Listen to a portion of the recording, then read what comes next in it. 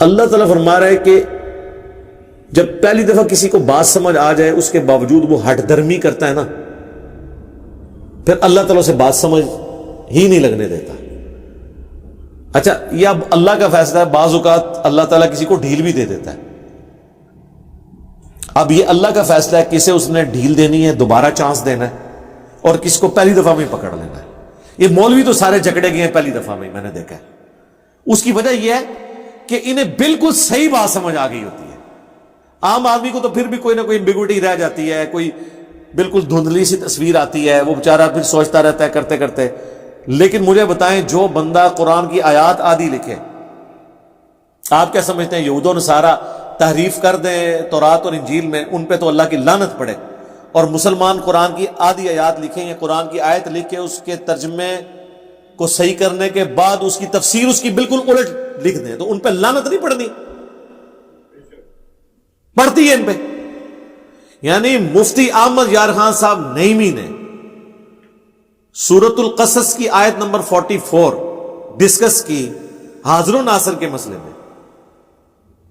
ہر جگہ وہ تعویل کرتے آئے، سورہ ال عمران کی تعویل کی، اے نبی علیہ السلام تم وہاں موجود نہیں تھے جب وہ کلمے ڈالی جا رہی تھی کہ کون کفالت کرے گا مریم کی۔ اسی طریقے سے قرآن میں آیا کہ تم وہاں موجود نہیں تھے جب ہم نے موسیٰ علیہ السلام کو کوہ طور پہ بلایا، اور اللہ تعالیٰ یہ بات دلیل کے طور پہ مشرکین عرب کو پیش کر رہا ہے کہ یہ پیغمبر اس وقت موجود بھی نہیں تھے، تب بھی یہ پوری ہسٹری صحیح صحیح بیان کر رہے ہیں، کسی سے پڑھے ہوئے بھی نہیں ہیں، یہ ان کی پیغمبری کی دلیل ہے۔ اس آیت سے ان کو یہ ٹینشن پڑ گئی کہ حاضر و ناظر کی نفی ہو جائے گی، کیونکہ یہ تو کہتے ہیں اگلی امتوں میں بھی حضور حاضر و ناظر تھے، تو ہر جگہ یہ پتہ کیا تعویل کرتے ہیں کہ اس در تو یہ آیا ہے کہ نبی وہاں موجود نہیں تھے، یہ نہیں آیا کہ دیکھ بھی نہیں رہے تھے، اللہ کے پاس تھے، وہاں سے بیٹھ کے دیکھ رہے تھے، اور آج بھی مدینہ شریف میں قبر اطہر میں ہیں اور ہمیں وہاں بیٹھ کے دیکھ رہے ہیں۔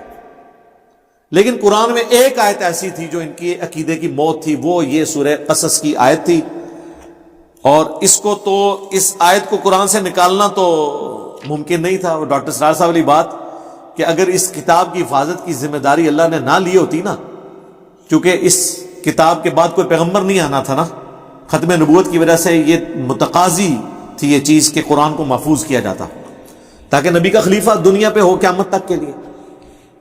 انا نحن نزلنا الذکر وانا لہ لحافظون۔ تو اگر یہ نہ ہوا ہوتا نا تو مسلمانوں نے اس کے ساتھ کام ڈال دینا تھا، اور ابھی بھی صرف ترجمہ، یعنی اس کا ٹیکسٹ عربی والا بچا ہوا ہے، ترجمے میں اور تفسیر میں انہوں نے اب بھی ڈنڈی مار دی ہے۔ اور اس کی یہ پریکٹیکل مثال وہ لکھتے ہیں وَمَا كُنْتَ بِجَانِبِ الْغَرْبِيِّ، اور اے نبی آپ وہ مغربی جانب نہیں تھے اس کوہ طور کی، اذ قضینا الی موسیٰ الامر، جب ہم نے موسیٰ علیہ السلام کے اوپر وحی کی، آپ وہاں موجود نہیں تھے۔ باقی بھی ہر جگہ یہ آتا ہے نبی تم وہاں موجود نہیں تھے۔ یہ کہتے ہیں یہ حاضر کی نفی ہے، ناظر کی نہیں۔ حاضر کہتے ہیں موجود ہونے والا، ناظر جو دیکھ رہا ہو۔ مفتی احمد خان نعیمی صاحب نے یہ آیت یاد ہی لکھی اور کہا کہ اس میں یہ لکھا ہوا ہے کہ آپ موجود نہیں تھے، یہ تو نہیں لکھا ہوا کہ دیکھ نہیں رہے تھے، سر لکھا ہوا ہے وَمَا كُنْتَ مِنَ الشَّاهِدِينَ، اور نہ آپ گواہوں میں شامل تھے، نہ آپ دیکھ رہے تھے۔ شاید کہ ترجمہ انہوں نے حاضر و ناظر کیا ہے، یا آیا نہ آپ حاضر تھے، وَمَا كُنْتَ بِجَانِبِ الْغَرْبِيِّ، نہ وہاں موجود تھے، حاضر تھے، وَمَا كُنْتَ مِنَ الشَّاهِدِينَ، نہ آپ وہاں پہ گواہ تھے۔ اس نے کیا کیا، آدھی آیت لکھی نا اور کہا اس میں تو ہے کہ آپ وہاں موجود نہیں تھے، یہ تو نہیں لکھا تھا کہ آپ وہاں شاہد بھی نہیں تھے، آپ دیکھ بھی نہیں تھے، لکھا ہوا ہے۔ مجھے بتائیں جب یہ وہ آیت لکھ رہا تھا اور اس کا جواب دے رہا تھا، اسے نہیں پتا تھا کہ میں آدھی آیت لکھ رہا ہوں؟ اس طرح کے جو لوگ ہوتے ہیں نا، یہ اس چیز کے مصداق ہوتے ہیں۔ اور میں علا وجہ بصیرت کہہ رہا ہوں، اس پلانٹ ارتھ پہ اتنا شرک احمد بریلوی یا دیوبند کے بزرگوں نے نہیں پھیلایا جو مفتی احمد یار خان نعیمی صاحب نے جال حق لکھ کے ان سارے فرسودہ عقائد کا یعنی آف دا وے جا کے دفاع کیا، حتیٰ کہ وہ جال حق میں غیر اللہ سے مدد مانگنے کی دلیل میں سورہ بقرہ کی آیات لے آئے کہ اے نبی، یعنی یہ ان کو فرما دو کہ اگر تمہیں شک ہے نا اس کتاب کے بارے میں تو بلا لو اللہ کے سوا جتنی ہستی ہیں ان کو، اس طرح کی کتاب کوئی بنا کے بتائے۔ تو کہتے ہیں دیکھیں اللہ تعالیٰ ہمیں خود دعوت دے رہا ہے کہ اللہ کے سوا اور ہستیوں سے بھی مدد مانگ لو. اور رزلٹ ہے جو ان پڑھ بھی نہ کٹے. جی آپ پڑھ لیں جال حق میں جا کے. اب یہ جب اب باتیں یہ بلنڈرز ہیں, اس کے بعد بھی اگر کوئی ان کے پیچھے آنکھیں بند کر کے چلتا ہے اس کا کوئی علاج نہیں ہے سوائے ایک اس سے بڑا علاج میں نے رکھا ہوا ہے, آخری علاج. وہ میرے پاس جو یکا ہوتا ہے کہ میں کسی بزرگ کی گستاخی ثابت کر دوں, وہ میں نے کر دی. اسی جال حق میں انہوں نے جو نور اور بشر کی بحث ہے نا, اس میں ان سے ایک بلنڈر ہو گیا اور وہ ہم نے پکڑ لیا. اس کے اوپر بھی یہ سارے آگے لاجواب ہو جاتے ہیں. انہوں نے کہا قل انما انا بشر مثلکم, اے نبی تم فرما دو کہ انسان ہونے میں تمہاری طرح ہوں. ظاہر مرتبے میں تو ہم بھی نہیں کہتے, آپ جیسا مرتبہ کسی کا ہو نہیں سکتا. ٹھیک ہے جی, ہماری آنکھیں تو ادھر تک نہیں دیکھ سکتی. بخاری مسلم میں نبی الاسلام نے جنت بھی دیکھ لی نماز کی حالت میں. بخاری مسلم میں اپنی پیٹھ کے پیچھے بھی دیکھ لیتا ہوں. آپ کے پسینے میں سے بھی بخاری مسلم میں آتا ہے خوشبو آتی تھی. ٹھیک ہے, تو انسان ہونے میں وہ ہماری طرح تھے, مرتبے کی تو بات ہی نہیں ہو رہی. تو اب ان کو بشر ماننا بھی مشکل ہو جاتا ہے نا.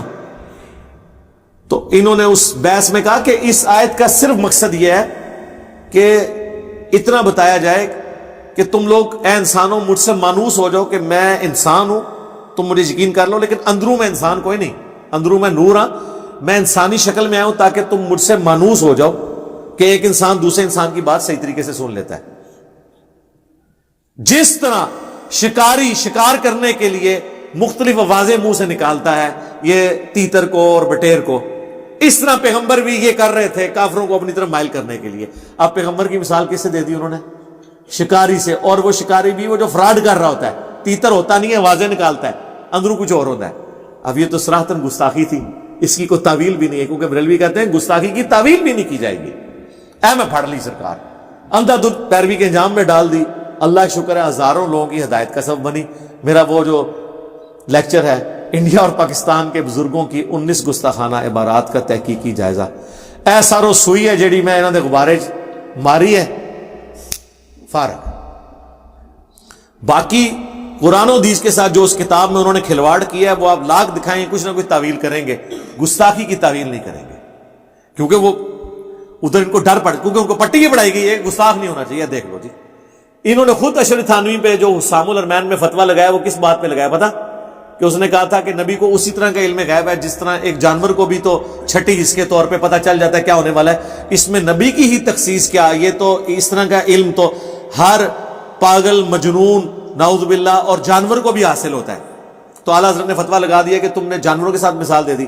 سرکار تو آڑے پوتا مرید نے, یہ پوتا مرید ہے نا, اعلیٰ حضرت کے خلیفہ ہیں نعیم الدین مراد آبادی, اور ان کے خلیفہ ہیں مفتی احمد یار خان صاحب نعیمی. یہ نعیمی ان کی وجہ سے لکھتے ہیں. ٹھیک ہے, تو مفتی احمد یار خان نعیمی صاحب نے وہی کام پایا ہے جو اشرف علی تھانوی نے حفظ الایمان میں نبی الاسلام کے لیے وہ گندی مثال دی تھی. یہ پکڑی گئی ہے. پھر اس میں اتنا ترویا ہے کہ انہوں کو بچنے دی راہ نہیں ہے. لیکن یہ میں نے کیوں یہ ٹوٹکا, میں نے بتایا ہمیں کوئی ضرورت نہیں تھی, ہمارے پاس تو کوئی ذریعہ ہی نہیں ہے نا کہ ان کو منوانے کا, یہ قرآن حدیث کو مانے. تو آخری حربہ یہی ہے جو اعلیٰ حضرت سے ہم نے سیکھا ہے کہ ایک کتاب لکھ دو حسام الرحمن 1905 وچ, چک دیو پورا دیوبند مدرسہ, انہوں نے مولوی. ٹھیک ہے, اج تک وہ جان نہیں چھڑا سکے. تو جو اسی کام پایا ہے نا اللہ کے فضل سرکار, یہ وہ مدنی وائرس ہے جو قیامت تک نہیں اب ختم ہونے والا. ہاں انشاءاللہ, نہ یہ کوئی ویکسین ہے, ہاں یہ کوئی ویکسین بھی نہیں ہے, یہ وہ مدنی وائرس ہے. کیونکہ یہ تھوڑے کو وسیلہ ہے طریقہ. اگر آپ اس کا علاج کرنے کی کوشش کریں گے تو پہلے آپ حسام الرحمن کو غلط کہیں گے, وہ آپ کہہ نہیں سکتے. ٹھیک ہے, تو یہ اللہ کا شکر ہے یہ ہمیں مجبوراً کرنا پڑا.